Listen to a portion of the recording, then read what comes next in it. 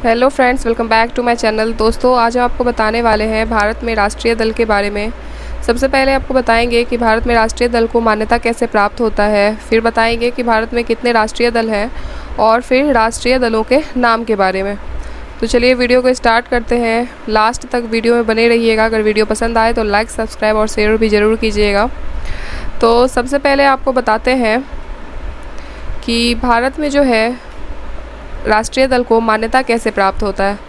तो राजनीतिक दल जो होते हैं उनको राष्ट्रीय दल की मान्यता प्राप्त करने के लिए भारत निर्वाचन आयोग के पास जाना पड़ता है और इसमें जो है चुनाव प्रतीक आरक्षण एवं आवंटन अधिनियम 1968 के पैराग्राफ 6 ख के अनुसार इनको जो है राजनीतिक दल को राष्ट्रीय दल की मान्यता प्राप्त होती है।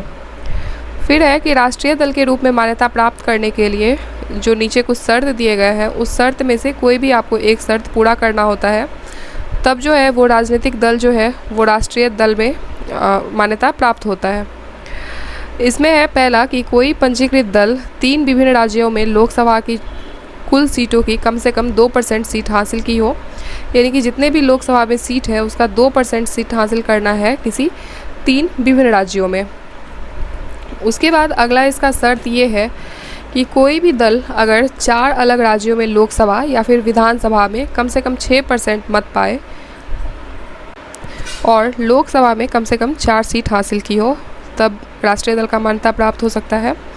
या फिर किसी दल को कम से कम 4 या उससे अधिक राज्यों में राजकीय दल की मान्यता प्राप्त होगा तो ही वो राष्ट्रीय दल में कन्वर्ट हो सकता है। तो ये 3 नियम शर्त हैं।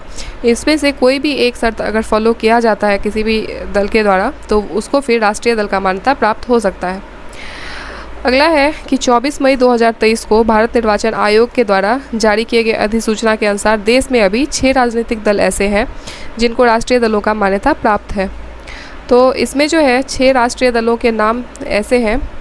सबसे पहले है आम आदमी पार्टी, दूसरा है भारतीय जनता पार्टी, तीसरा है भारतीय राष्ट्रीय कांग्रेस, चौथा है बहुजन समाज पार्टी, पांचवा है भारतीय कम्युनिस्ट पार्टी और छठा है आपका नेशनल पीपल्स पार्टी।